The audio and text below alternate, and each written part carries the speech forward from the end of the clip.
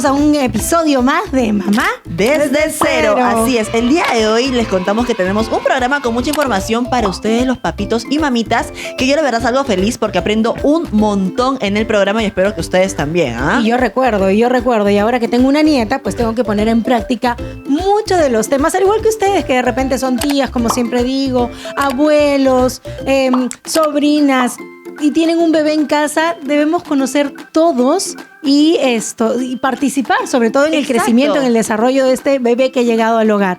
Pero bueno, hoy tenemos un programa bastante cargado con mucha información. Vamos a hablar acerca de dermatitis del pañal, que es un tema muy común que sucede en muchos hogares. También, por supuesto, vamos a hablar del destete respetuoso y sobre todo un tema que me parece muy importante que debemos de tener conocimiento, es sobre el tema del autismo. Hoy acompáñennos, sí, vamos a todos a conocer más, a saber qué hacer, cómo darnos cuenta, signos, alertas, justamente para saber si hay un niño, claro, que presenta de repente en casa problemas de autismo. Pero tranquilas, porque aquí estamos acompañados de los mejores especialistas y junto a ellos resolvemos todo en Mamá Desde Cero. Bueno, pues empecemos ya el programa. Hoy vamos a tocar este tema que a ti te tocó vivirlo un poquito más temprano, ¿verdad? Sí, la verdad que, digamos, fue entre complicado y sencillo a la vez, pero igual para que nos cuente primero un poquito más y poder resolver todas las dudas, el día de hoy está aquí con nosotros Tania Gross. Ella nos va a hablar un poquito más sobre el destete respetuoso. ¿Cómo estás, Tania? Tania, bienvenida. Qué lindo tenerte con nosotros. Muchas gracias. Bueno, cuéntanos un poquito acerca del destete respetuoso. ¿En qué etapa sería la ideal o lo recomendado para que una mamá empiece a trabajarlo? ¿Y cómo sería esto, no? ¿Cómo ponerlo en práctica? Bueno, el destete no tiene una recomendación puntual, digamos, de un rango de edad en el que debamos iniciarlo. Uh-huh. Hay un montón de motivos para destetar, todos son válidos y yo creo, mi sugerencia es siempre cuando mamá tome la decisión, ¿no? Cuando de repente mamá ya no se sienta cómoda, cuando el entorno, la situación que esté atravesando la obligue de alguna manera, ¿no?, a tomar esta decisión, pero no es que exista un rango de edad, ¿no? El destete, digamos, natural se debería de producir alrededor de los 5 años, imagínense, ¿no? La leche siempre va a seguir alimentando, así que no es que hasta los 2 años y luego ya destetamos, o hasta el año destetamos, no hay una edad fija. Lo que pasa es que se escucha tanto en los hogares, ¿no? Sobre todo antiguamente, ¿no? Las abuelitas de antes, porque soy abuela, que decían, oye, pero si tienes leche, síguele dando de lactar, dale pecho, o sea, no te cortes, no te quites. Y no pensaban en quizás estrés, retomar el trabajo, lo difícil que lo demandante que es, lo demandante también, ¿no? Que es, y claro, tu vida empieza a cambiar más, o sea, no es solamente el bebé, yo también tengo una vida, entonces empiezan también estas cosas en la cabeza de la mamita reciente que dice, ¿y yo cuándo? Estoy aquí pegada, pero claro, es también conocer un poco su ritmo de vida, ¿no? Si tiene la dicha y la suerte de poder permanecer en casa, que aproveche, ¿no? Eso que le ha mandado la naturaleza divina. Así es, porque no solamente es pues alimentación, ¿no? La lactancia es un vínculo maravilloso, ¿no? Además que no solamente la leche aporta nutrición, alimentos, sino también pues tiene un montón de otras propiedades a nivel emocional, psicológico. Entonces, mientras podamos y esté dentro de nuestras posibilidades y nuestra realidad nos permita seguir amamantando, pues maravilloso, ¿no? Y si no, como les dije, si el entorno, la situación que atravesamos nos obliga a destetar, lo ideal es que sea un destete progresivo, paulatino, ¿no? Para que no sea pues esto muy impactante a nivel emocional para el niño ni para la mamá, ¿no? Eso justamente te iba a decir, porque la unión, el vínculo que se crea es como cuando tienes el bebé canguro tanto tiempo pegadito a ti y que tu bebé está pegado, o sea, sabe que tiene un momento en que te toca, que está mamá cerca, que se abriga, que se siente protegido. Y el destete también es Ok, ahora tú esto y toma la mamadera. ¿Qué pasa con ese niño? ¿Y qué pasa también con esa mamá? Porque al comienzo debe sufrir muchísimo. Por supuesto, es un duelo por ambas partes, ¿no? Tanto para el bebé como para la mamá, que muchas veces desea ya Sentimientos de destetar, culpas en destetar. algunos momentos también, Sí, ¿no? claro. Y una vez que inicias el proceso del destete, ya se te empieza a mover todo por dentro, ¿no? Y la duda, si no estás segura. Por eso muchas mamás empiezan un destete con la idea de que sea definitivo y terminan quedándose con un par de tomas, ¿no? Para mantener esto, ¿no? Ahora, tampoco es que desteto y se corta el vínculo, la vida cambia, no. Nosotros tenemos que tener en cuenta que nosotros estamos quitando la teta, pero nos comprometemos de alguna otra manera a retribuirle esto al bebé con más contacto, más atención, ¿no? No es tampoco no sé cómo en tu caso, ¿no? No es que le Exacto. quitamos la teta y ya, chao, anda, come tu bebito. No, claro, Ya, no, niño, ándate tú. ya, hijo, te dejo Encárgate, ser, Mateito. te dejo ser. No, claro, es totalmente complicado. En mi caso, la verdad, yo empecé a trabajar a los 20 días de haber dado a luz. Entonces, yo sí, no sé si el destete también tenga que ver de que yo empecé a darle biberón, o sea, mi leche igual extraída, pero en biberón, para poder yo hacer mis cosas y poder trabajar, ¿no? Entonces, siento que Mateito se acostumbró desde muy pequeñito, desde 20 días de haber nacido, al biberón. Entonces, no tuve mucha complicación. Y lamentablemente, yo no pude igual darle lo más que pueda de leche. O sea, ya ahorita Mateito se complementa con la alimentación y fórmula. con fórmula, ¿no? Pero porque digamos, literal, en pocas palabras, me sequé. Me sequé, ya no pude darle de lactar. Y es ahí también cuando entran esas dudas y las preguntas y decir, pero ¿cómo hago? O sea, yo de verdad me encantaría, o cuando alguien te pregunta en la calle, oye, ¿le das de lactar a tu bebé? Y tú dices, no, ahorita no mixta, o le dices fórmula, la gente se ataca, pero uno no sabe Qué también feo eso también, el tema ¿no? de que O sea, no es porque uno como mamá no quiera. Yo creo que todas las mamás queremos dar de lactar lo más que se pero pueda. por X, Y razones, a veces uno no puede continuar, ¿no? Pero Así es. qué feo porque uno recibe, ni siquiera en su casa, de gente X, o sea, los puñales, el dolor, y nadie sabe lo de nadie sabe cómo vive esa persona, qué es lo que tiene que hacer, cómo es su vida, si tiene algún problema de salud, si, no sé, claro. o sea, cada hogar es un mundo. Por supuesto, la maternidad es muy compleja, ¿no? Y la lactancia también es muy compleja. Tiene infinitas aristas a considerar, ¿no? Para ver si es que puedes amamantar en exclusiva, si es que quieres hacer una lactancia en diferido, como manejaste los primeros meses. Claro, diferido, perdóname, se llama cuando le Diferido das... es cuando te extraes y Y le se das lo das tu por propia biberón. leche a través del biberón. Exacto. O si quieres complementar, si quieres mantener una lactancia mixta, ¿no? Entonces, es bien complejo el Sí. tema, ¿no? Y nuestra sociedad tiene mucho esto de querer opinar y querer darte un comentario para ayudarte, pero en el fondo no saben que eso puede impactar uno como mamá fuertemente. que encima ha dado a luz está más vulnerable y que todo comentario puede afectar. Entonces hay Y que son saber... 20 días, o sea, también te debe haber costado muchísimo. Total, y por más que salía yo con mis extractores, mis envases y todo, ha sido complicado para mí, pero bueno, yo igual seguí las indicaciones del doctor, que igual en algún momento dije, ¿estaré haciendo mal? ¿Qué hago? Yo ya no sabía ni qué comer, o sea, hay cosas que yo en mi vida hubiera comido, pero obviamente por mi bebé y por querer tener más producción lo hacía, pero ya llegó un momento en el que ya Jota me vio hasta agobiada. Claro. Y dijo, amor, ya, o sea, si ya has hecho todo lo posible, ni modo, hay que darle fórmula a Mateito y es crear ese sentimiento de culpa, pero a la vez sabes que no es es una confusión, ¿no? Sí. Es totalmente En el complicado. caso, por ejemplo, de mi hija, sí, ella no, o sea, tenía tanto dolor de dar de pecho que dijo, bueno, voy a seguir dándole mi leche, pero voy a conseguirme los extractores que ahora son una maravilla, a diferencia de cuando yo daba de lactar a mis hijos. Y ella simplemente empezó a hacer su propio banco de leche, le daba del biberón a la bebé y hacía también un banco de leche, hacía su banco de leche. Y este banco de leche le ha ayudado casi llegar a darle su propia leche hasta el año, un mes. Es más, lo último, bueno. lo que hacía ya eran papillas, ya las comidas, ¿no? Ya le sí. preparaba todo con su propia leche y eso también es válido. Sí, por supuesto, ¿no? La lactancia en diferido es...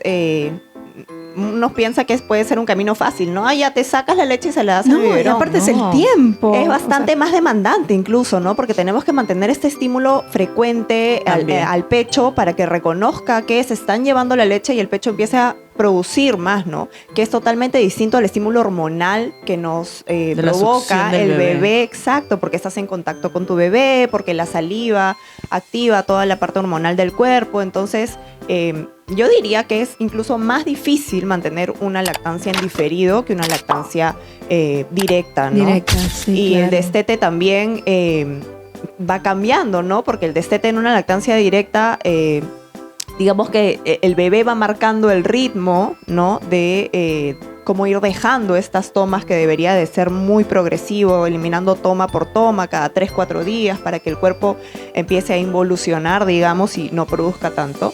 Y con la lactancia en diferido tenemos esta necesidad de extraernos porque los pechos se nos están llenando y entonces de repente es un poco más difícil incluso también cortar la producción de leche de esta manera, ¿no? Claro, y también he escuchado a muchas amigas que me dicen, ya quiero cortarle, dejar porque de darle de lactar por el tema que tengo que trabajar o a veces salir de noche, y me dicen es complicado porque también los bebés se acostumbran el extractor a también. salir a no dormir si no tienen el teta, pecho, claro, ¿no? la tetita Lo de que pasa es mamá. que la succión relaja. Los bebés succionan incluso dentro del útero. Desde la semana 16 de gestación más o menos ya se desarrolla la succión, que es un reflejo primitivo, innato.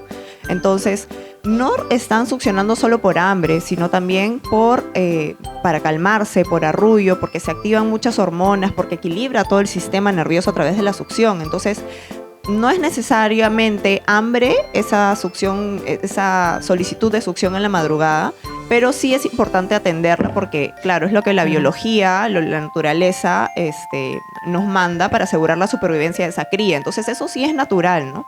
Pero cómo puede hacer uno para ir quitándole eso al bebé porque ya empieza a crecer? ¿Cómo haces para poder dormir de manera tranquila y también dejar al bebé en su cuarto? Eso es complicado, ¿verdad? Sí.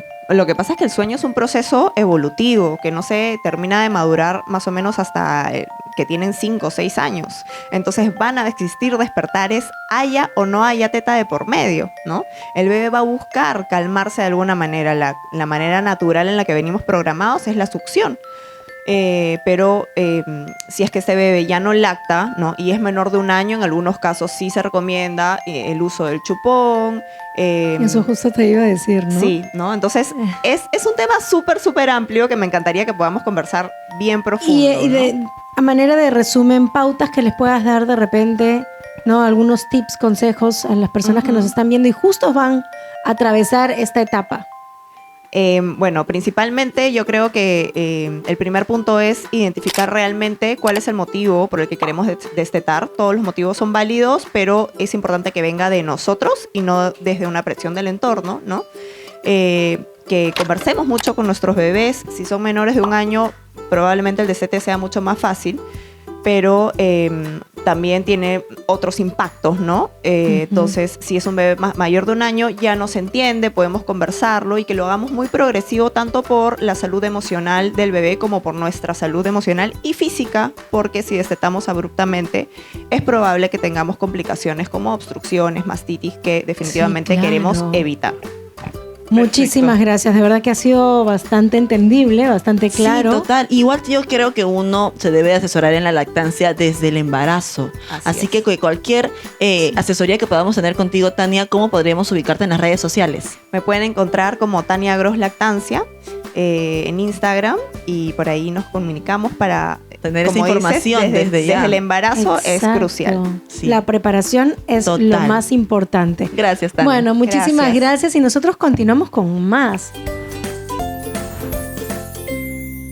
Hoy Así vamos es. a tocar un tema de manera muy respetuosa sobre el autismo. Ayer justamente, el día 2 de abril, hoy día es 3, ayer Así es. 2 de abril fue el Día Central del Autismo, de concientización del autismo y sensibilización también, que es importante. Y nosotros seguimos de azul, seguimos Así es. iluminando las Por pantallas. supuesto, queriendo Pero- informar y aprender juntos, ¿no? Lo que buscamos como papis y como personas que queremos seguir teniendo más conocimiento e informarnos. Y para eso, el día de hoy ha venido aquí un especialista. Estamos hablando de Sheila Sanes. Ella es psicóloga de neurodesarrollo del Centro Miterrap. Así que, ¿cómo estás? Bienvenida, Sheila. Gracias por acompañarnos. Qué lindo tema vamos a tocar. Buenos días, Angie, Karina. Gracias por este espacio para poder concientizar el Día del Autismo, que ha sido el día 2 de abril. Así es, exactamente. Y bueno, yo creo que lo más importante, y como lo tocamos al inicio del programa, es tener un poquito los signos, ¿no? Que nos pueden dar nuestros hijos de alerta sobre el autismo. Muchas veces llegan a consulta no por estas señales del autismo, ¿no? Sino que hay estas dificultades a nivel conductual, ¿no? Las crisis conductuales, por ejemplo, por un tema de inflexibilidad, ¿no? Es parte de los signos de alarma también en los niños, ¿no? Entonces muchas veces los papás no vienen a consulta porque quieren descartar el autismo, sino porque les preocupa esta La comunicación. La dificultad conductual, el tema de la comunicación, el tema del retraso del lenguaje, ¿no? Y son Exacto. signos de alarma que cada vez lo podemos ir observando incluso a partir de los 6 meses. Ok, mira. Y a los Sí. 6 meses, ¿por qué? O sea, yo, por ejemplo, cuando un niño, siempre le decimos a los papás, ¿no? Lo primero que debe saber es si hay hipotonía, hipertonía, Sí. pero en el autismo, ¿cuál es la señal Exacto. realmente Sí. que tengo? Porque no hay una comunicación exacta. Claro. Primero aquí voy a definir, ¿no? O sea, hablar de comunicación es un área muy amplia porque muchas veces creemos que la comunicación solamente es la capacidad de hablar, pero no, cuando hablamos de comunicación nos referimos a la comunicación no verbal y a la comunicación verbal. Y la no verbal es la que aparece justamente en los niños a partir de los 6 meses, ¿no? Cuando tú les hablas y te establecen el contacto visual. Entonces, Claro, no existe a los 6 eso. meses, si de repente hay una ausencia de ello o de repente no están respondiendo al nombre o no están respondiendo a los sonidos como las sonajas, o no están respondiendo en intentar comunicarse porque le mostraste los objetos, podemos decir que son signos de alarma. No autismo, pero sí son signos de alarma y que este niño requiere apoyo, ¿no? Claro. Ok, Ujú. perfecto. Entonces, check en nuestra lista. estar Contacto estar visual. atentos a eso, porque claro, también a veces uno lo puede confundir, no todo niño a su tiempo, no todo Claro. niño se desarrolla distinto, Sí. pero igual como tú dices, no es un tema de que tenga autismo, pero sí hay que estar pendientes a esos detalles de comunicación con nuestros hijos. Y qué locura, me sorprende saber de que puede pasar esto desde los 6 meses de nacido. Sí. Ahora, también hay estudios, hay investigaciones que nos dicen que también algunos signos de alarma son los temas motores. No necesariamente que, este niño que tiene este retraso motor va a tener autismo, no, pero Claro. sí estar atentos a estos signos de alarma a nivel motor, ¿no? Porque también hay dificultades motoras, por ejemplo, que demoran en levantar la cabecita, se demoran en sentarse, ¿no? Se demoran en caminar, ¿no? O de pronto no gatearon, el gateo está para atrás, no está para adelante, ¿no? Hay también acudir a un tecnólogo médico para que pueda hacer también estas áreas, ¿no? El juego, muy importante que los papás, las mamás puedan observar también el juego, ¿no? ¿Por qué? Porque, por ejemplo, tú que tienes tu bebé, Sí, ¿no? Mateito Sí, de 7 Mateo. meses. Sí, sí. Recordarás que cuando Mateito al inicio tenía lo que es un juego, introducía los objetos a la boquita, ¿no? Claro. Ya, luego va tocándolo por la carita, ¿no? Y luego este juego ya tiene un propósito, ¿no? Porque este juego se convierte en un juego funcional, ¿no? Ya tú le das la sonaja y comienza a hacerlo sonar. Después, este juego va a tener un juego con mayor propósito, con mayor funcionalidad. Pero ¿qué pasa en el autismo? Muchas veces, claro, hacen la parte manipulativa y hay un estancamiento.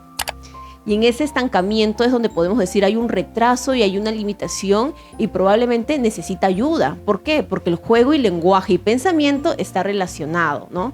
Y entonces cuando hay un retraso en el juego, probablemente demore también en el lenguaje, probablemente en el pensamiento, ¿no? Y ahí es donde hay que ir observando, por eso digo, a partir de los 6 meses. Tengo una duda, disculpa, claro, claro. Nancycita, tengo una duda. Es muy difícil llegar al diagnóstico de una persona autista. ¿Por qué te pregunto esto? Porque últimamente he escuchado muchos casos de adultos, Sí. ¿no? Que recién se enteran que han sido diagnosticados ya con autismo. Es más, entienden su vida y dicen, pero es que no lo pensé y ahora me doy cuenta que soy autista. O sea, ¿es tan difícil llegar a ese diagnóstico? Lamentablemente, aquí en Perú no tenemos una política uniforme. ¿Qué significa eso? Que cuando tú vas a una entidad del Estado, ¿no? Tienen su diagnóstico de acuerdo a cómo ellos lo han planteado. Vas a una entidad particular y también. Entonces, eso genera confusión al padre de familia, ¿no? Porque Ujú, dicen, claro. en tal lugar me dijeron de una forma, en otro lugar de otra forma, ¿cuál es lo correcto? Lo que hay que hacer es guiarnos de las buenas prácticas, Ujú. ¿no? Sí puedo decir que de repente es un poco complejo porque a veces no hay especialistas de neurodesarrollo, porque somos nosotros quienes hacemos este diagnóstico. No hay accesibilidad, por ejemplo, ¿no? O este profesional que le tocó de repente no tiene la experiencia, ¿no? Entonces sí podría ser un poco complejo. Ahora, cada vez hay casos de autismo y más en mujeres, que es el autismo camuflado, ¿no? porque los signos de alarma son casi como que dentro del promedio, ¿no? Entonces, las características son muy camufladas, entonces es muy difícil llegar a ello. ¿Como cuáles más o menos son esas características? Por ejemplo, ¿no? Hoy en día es mucho más difícil diagnosticar a mujeres autistas versus el varón autista, ¿no? ¿Por qué? Porque en el caso de las mujeres, como que socialmente son un poco más aceptadas, que sean un poco más reservadas, más cautelosas, ¿no? Entonces pasan desapercibidas estas características a diferencia del varón. O sea, esta reserva, esta cautela, estas de repente alejamiento y no Claro. querer estar en grupos, podría ser también Lo un toman signo. como que normal y termina siendo un camuflaje social, ¿no? Porque aprenden conductas, aprenden a comportarse dentro de, ¿no? Pero sí, hoy en día llegan muchos adultos que vienen a hacerse el diagnóstico porque en realidad sus signos de alarma fueron camuflados durante todo el tiempo, ¿no? O sea, aprendieron, les tocó de repente una mamá que los estimuló mucho, ¿no? Y Claro. entonces fueron aprendiendo a sobrevivir. A sobrevivir en el camino, ¿no? camino, ¿no? Ahora, ¿cómo debe ser o qué cosas pueden hacer los padres cuando tienen un diagnóstico de su hijo, el resultado es un niño con autismo, perdón? ¿Cómo deben cambiar las cosas en casa? ¿Deben cambiar, mejor dicho? ¿O se mantiene todo igual? ¿Qué es lo que hay que ¿Qué hacer? ejercicios hacer? Claro. Dependiendo de la etapa, dependiendo de la edad también, ¿no? Sí, muy buena pregunta. Yo recomendaría que los padres de familia, cuando reciben el diagnóstico de autismo, puedan, en principio, iniciar lo que es la intervención, ¿no? A mayor temprana edad inicias la intervención, mejor será el pronóstico. ¿Por qué? Porque el cerebro del niño está en proceso de crecimiento, entonces eso genera que pueda adquirir más rápidamente todos los aprendizajes, ¿no? En cambio, si esperas de repente hasta los 5 o 6 años, donde hay otros retos que cumplir, entonces aquí también ya, se pasa la edad y es un poco más complejo, ¿no? Ahora, la accesibilidad, lamentablemente es un poco reducida, ¿ya? Pero ¿no? Hay espacios en el estado, ¿no? Hay un poco más de espacios en las municipalidades, ¿no? Hay también programas sociales en otras entidades particulares, ¿no? Entonces sí, es importante. Luego también formar una tribu en la casa, ¿no? Eso también es muy importante, ¿no? No solamente que la mamá o que la nana se encargue de todo esto, no, porque también el cuidador necesita ser cuidado para poder también sostener a este niño que vamos a acompañar, porque es un trabajo a largo tiempo, para toda la vida. Ujú. ¿Y qué puede motivar a un niño autista, por ejemplo, en casa, ¿no? Cosas por hacer. Ujú. ¿Qué es lo que más puede motivar a un niño? ¿O hay grados de autismo? Sí, correcto. Sí hay grados de autismo. Tenemos 3 grados de autismo, nivel 1, nivel 2, nivel 3. En el caso del nivel 1 hablamos de la forma de autismo más leve, ¿no? Donde por lo general sí son chicos que llegan a una educación superior, ¿no? El nivel cognitivo está dentro de lo esperado, ¿no? En el caso del nivel 2, la comunicación y la conducta requiere un poco más de apoyo, ¿no? Y en el caso del nivel 3 sí son el autismo clásico, que anteriormente conocíamos, ¿no? Y que son aquellos niños no verbales y que requieren más una dependencia y un apoyo de un familiar, ¿no? Para poder tener sostenimiento y valerse también, ¿no? Dentro de los entornos. Son niños que la bulla no la toleran, Ujú. los lugares muy concurridos tampoco, Sí. ¿verdad? Sí. Angie, ahora tú que tienes tu Sí. bebito también, ¿no? Verás que cuando él nació, él se fue adaptando a los ruidos, ¿no? Eso es muy importante, porque a veces hay, de repente sin querer, esta sobreprotección que decimos, no queremos que Alejarlos, ¿no? escuche el ruido, que lo alejemos, no lo tolera. Eso también es un signo de alarma desde muy pequeño, ¿no? Porque el niño nace y el niño tiene que ir adaptándose progresivamente, ¿no? Pero y ahora vemos que hay mamás que dicen, no, que no escuche la licuadora, Sí, no, no que hagan no bulla, escuche, no hagan no hagan bulla. bulla, ¿no? Esos niños hipersensibles necesitan también lo que es un apoyo. De verdad que qué importante es lo que nos comenta Sheila, porque de por sí, claro, uno por querer proteger a su bebé y decir, no, los ruidos lo pueden tensar, no saben de que es parte del desarrollo y es muy importante de que ellos de forma gradual vayan teniendo esta conexión con los sonidos, con Sí, todo lo así que va es. pasando a su alrededor.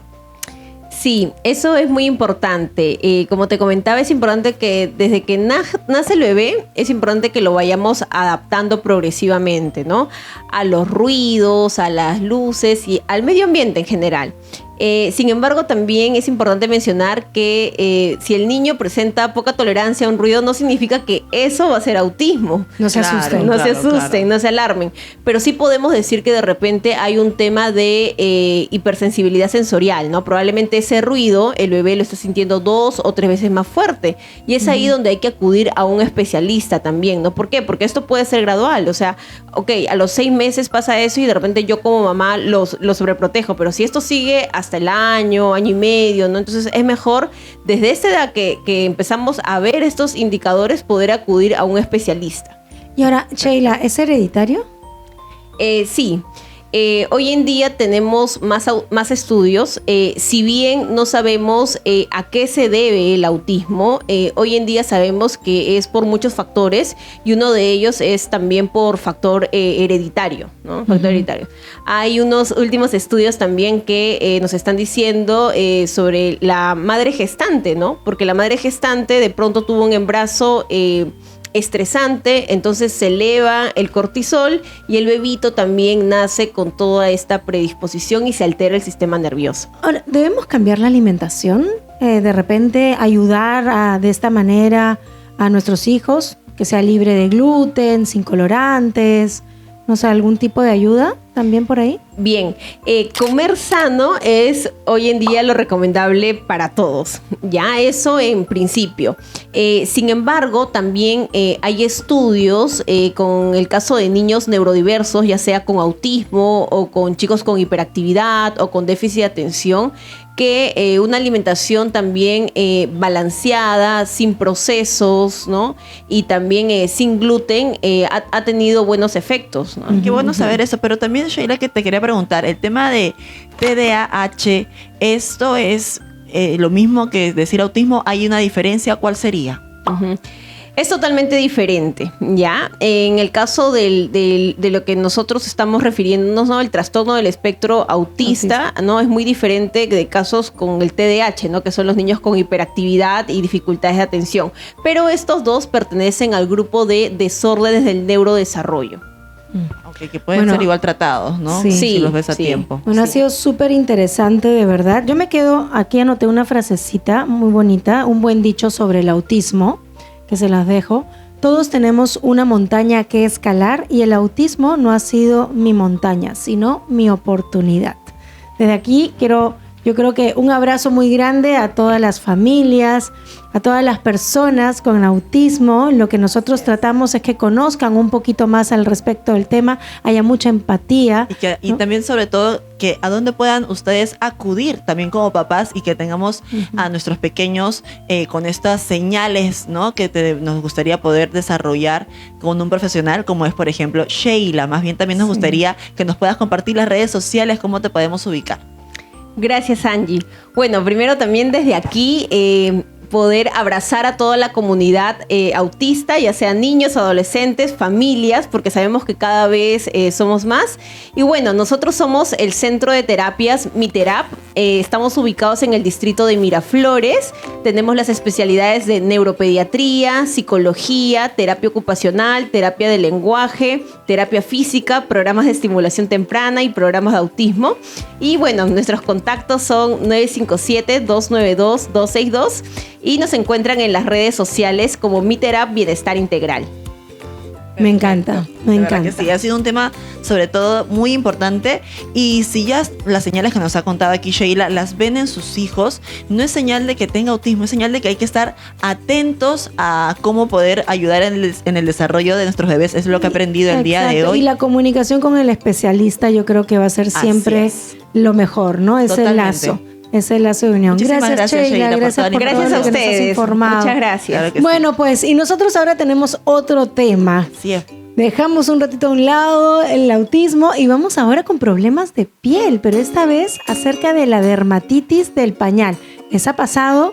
¿Sufren de esto sus pequeños? Tranquilos, que tenemos ahorita un especialista que nos va a ayudar a Por solucionar. supuesto.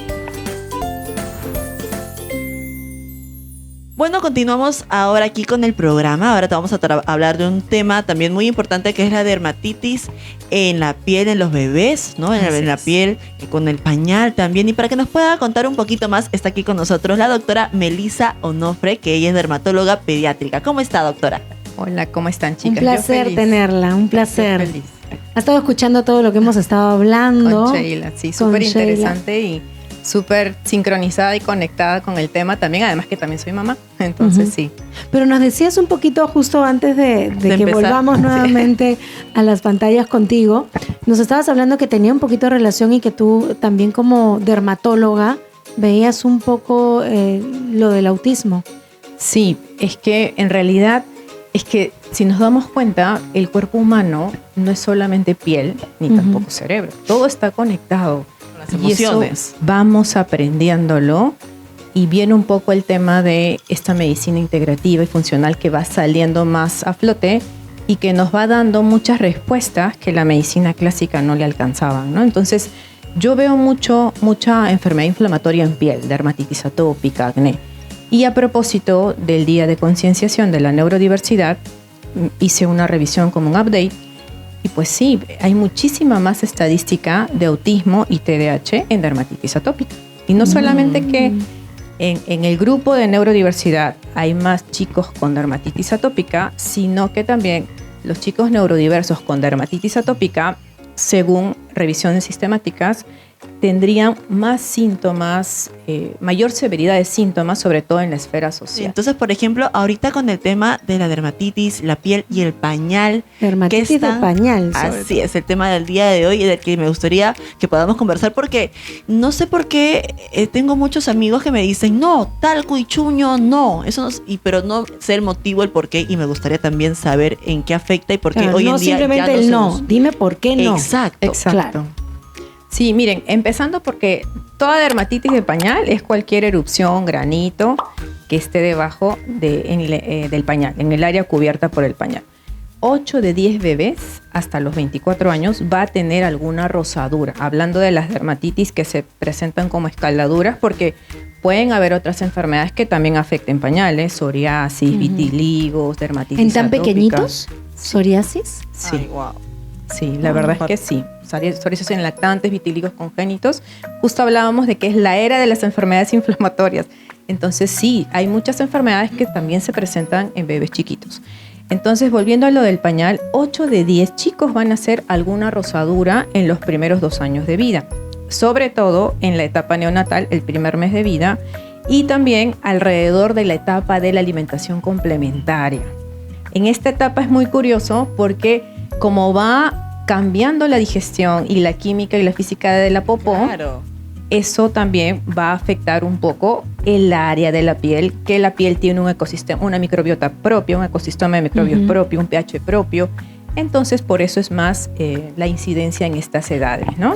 Yo escuchaba a muchas mamás decir, no, es que es mi culpa porque no le cambio el pañal tan pronto y dejo, o sea, le exprimo, pues no, le Claro. saco el jugo al pañal porque está Entonces, carito. Entonces, ¿Cuántas son las horas indicadas que un bebé debería tener el pañal, más o menos? La verdad, la recomendación es que se ensucie y lo cambie. Totalmente. claro, si eso, se ha hecho tal popó cual. hay que cambiarlo inmediatamente, Así es. ¿no? Porque eso sí, Sí. podemos tener una escaldadura grande. Sí, acuérdense que lo que hablábamos, la química, la física de la popó tiene enzimas la popó. La popó no es inerte. Claro, Tiene empieza enzimas, a arder y a quemar. Sustancias que van a poder causar irritación en una piel, como tú dices, tan inmadura. La piel del bebé, la barrera, la capa protectora de nuestros bebés termina de madurar recién a los 2 años. Y la piel termina de madurar hacia la etapa juvenil. Y a eso hay que agregarle un poco la susceptibilidad, si nació con la piel seca, si los papás son alérgicos o él tiene alguna predisposición que pueda agravar su vulnerabilidad a tener rosaduras. ¿Qué tan grave puede llegar a ser una dermatitis? En el pañal? área del pañal pueden llegar a ulcerarse, quiere decir a la piel, a agrietarse por completo, a causar Heridas. mucho dolor, Ay. infecciones. O sea, sí vemos casos graves, ¿no? Justo hace 2 semanas ya vi un bebé. Estos casos generalmente de mayor gravedad tienen algo más de fondo, no son rosaduras simples, ¿no? Son chicos que, en este caso, por ejemplo, el bebé que yo vi era un bebé prematuro de 33, 34 semanas, que recibió antibióticos hospitalizado varias Las semanas. defensas en cero. Claro. Y El doctor- intestino funcionando mal, se hizo alérgico a la proteína de la leche. Entonces venía con Ay, varios Dios. Wow. factores que hicieron que de la rosadura se hicieron úlceras, ¿no? Ujú. Terrible. Wow, para Pero un ya bebé. mejoró muchísimo y justo lo voy a ver ahora el sábado. Ok, doctora, pero ¿qué se puede hacer en estos casos cuando ya el bebé, claro, sabemos de que tenemos que cambiar el pañal apenas esté mojado para evitar ese tipo de escaldaduras en la Ujú. piel de los bebés, pero una vez que pase esto, ¿cómo podemos hacer nosotras como mamis y papis también para poder ayudar a nuestro bebé y que sea lo mejor? Porque se escucha ahorita Una higiene, muchos- ¿cómo debería ser una higiene con...? Exacto, Sí, la mira, en limpieza. realidad el manejo preventivo Correcto. y de tratamiento es muy similar. Lo primero, tratar de evitar sustancias químicas en la piel de nuestros hijos, ¿no? Sabemos que hay mucha contaminación en diferentes fuentes hoy en día y también dentro de los cosméticos, toallitas húmedas, perfumes, vamos a encontrar algunas sustancias que van a funcionar como disruptores endocrinos que a largo plazo pueden causar alteración. Empecemos por ahí. Ok. Entonces, en lo posible, en casa, evitar toallitas húmedas. Y los wipes los usaría cuando tenga que salir. Pero ahora hay unos que son a base de agua, ¿igual? Es que no son 100%. Siempre necesitan, para estar empaquetados y comercializados, necesitan preservantes, por lo menos. Ujú. Entonces, en Yo, lo bueno, posible... yo sí de por sí, doctora, y perdón que la interrumpe, pero sí, en mi caso, sí he visto la diferencia de usar unas toallitas normales a estas toallitas de 99% agua, que sí, uno también se va dando cuenta cómo reacciona la piel del bebé y si le va bien o no, ¿no? Es cierto, claro, si tenemos que escoger entre unas que son como con poquititos ingredientes y una pues súper comercial y con perfumes, más segura Claro, sería. porque a veces Exacto. en casa yo soy de utilizar el algodón con agua, Con agua. pero cuando estoy en la calle y necesito la emergencia, es como que felizmente ya igual hoy en día los productos van cambiando y Sí. ya también hay productos que no contienen tantos químicos que para los bebés es dañino, ¿no? Pero usted Totalmente que es la de acuerdo. dermatóloga, ¿con qué productos deberíamos realizar una correcta higiene a nuestro bebé? En casa yo recomendaría que sea solo con agua y algodón. Secado con un tejido de algodón, agua. Incluso cuando hay rosaduras, a veces la piel está tan sensible que lo más correcto sería lavarlos, ¿no? Con el chorro de agua, sin productos limpiadores, solo con agua. Secar bien la piel sin jabón, sin limpiadores, Ok. secar la piel y poner una pomada protectora. Me han dicho, me recomendaron, me dijeron de que también el mantenerlo seco podría ser que también me deje rápido el pañal a largo plazo, ¿no? Cuando ya empieza a crecer porque se va a acostumbrar a estar sequito siempre. Más bien es un signo de maduración. Cuando los bebés, pongamos, amanecen ya secos, es un signo de que ya está controlando esfínter. Ah, Sería como al perfecto. revés. Sí. Ok, doctora, pero igual me gustaría que me aclare por qué es malo el chuño o el talco, por qué, qué ha pasado o en qué parte me perdí. ¿Por qué las abuelitas sí lo usaban y ahora no se usa? Exacto. Sí, en sí son sustancias que por su capacidad física absorben humedad. Entonces se las ponemos porque sentimos que absorben la humedad y de esa manera la rosadura seca más rápido. El problema es los riesgos, ¿no? El riesgo con el chuño, la maicena, es que pueden servir como caldo de cultivo para infecciones sobreagregadas, ¿no? Entonces, de 10 niños que le pongamos en una rosadura el chuño, 5 o 6 pueden hacer infecciones. Entonces, frente a ese riesgo, Exacto. sugerimos no poner. El tema con Evitarlo. el talco es que se ha descrito que la mayoría tiene pequeñas cantidades de asbesto y que obviamente es tóxico. Y todo ingresa Ok. por los poros, entonces Sí, por la obstruyen piel. poros, claro. Aparte que lo Entiendo. pueden inhalar también. Entonces, riesgo-beneficio, teniendo tantas opciones como dices hoy en día de pomadas, de cremas, lo más seguro sería usar cuando la piel está muy inflamada una sustancia a base de vaselina, cuando está muy inflamada, y cuando la piel está húmeda, una rosadura húmeda, lo más conveniente sería usar una pasta blanca suave. Doctora, Ok. me quedé con algo del inicio. Usted mencionó que es dermatóloga funcional.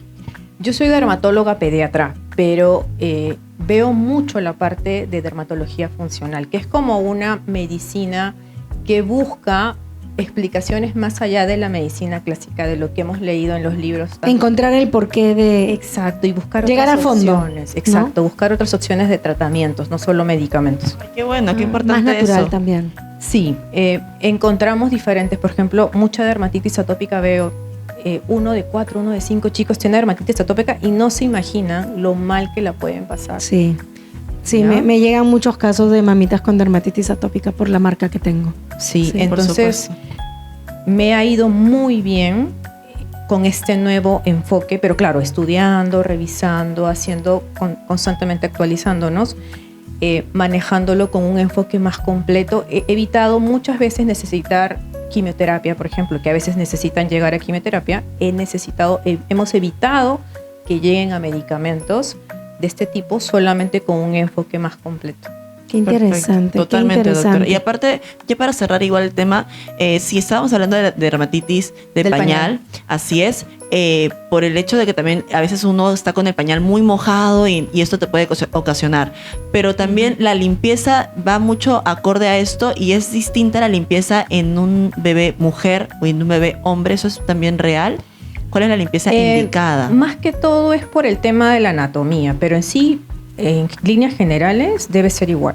Ujú. Debe ser igual, solo con agua. Acuérdense que el limpiador, que tenemos microbios en la piel y que tenemos que respetarlos porque cuando entren en desequilibrio también tenemos problemas. Exacto. Entonces el limpiador, el jabón limpiador es muy poquitita cantidad y solamente en pliegues, solamente en piecitos, muy Ok. poquitito y después los aseos son solo con agua.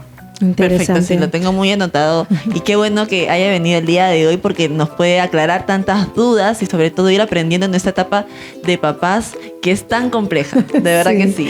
Doctora Melissa, por favor, sus redes sociales para que todo nuestro público pueda seguirla. Gracias. Bueno, me encuentran como doctora Melissa Onofre, dermatóloga, y atiendo en las oficinas de Dermatent. Muchísimas gracias. Y ustedes que Anotadísimo. nos han acompañado, por favor, ¿qué esperan para suscribirse a nuestro Así es. canal? Compartan también los programas, avisen, ya Mamá desde Cero está en sus hogares, ¿verdad, Angisita? Así es, no se olviden de que pueden encontrarnos en YouTube como es Te Vemos Más, así tal cual, Te Vemos, T-E-V-E, Te Vemos Más .oficial, o también en Instagram, que es Te Vemos Más .oficial, para que podamos resolver todas sus dudas, como siempre, con especialistas. Y en TikTok, así que ya lo saben, escríbanos, mándennos ¡Mua! preguntas, sugerencias, aquí vamos a estar dispuestos a escucharlas, a leerlas y ponerlas en práctica.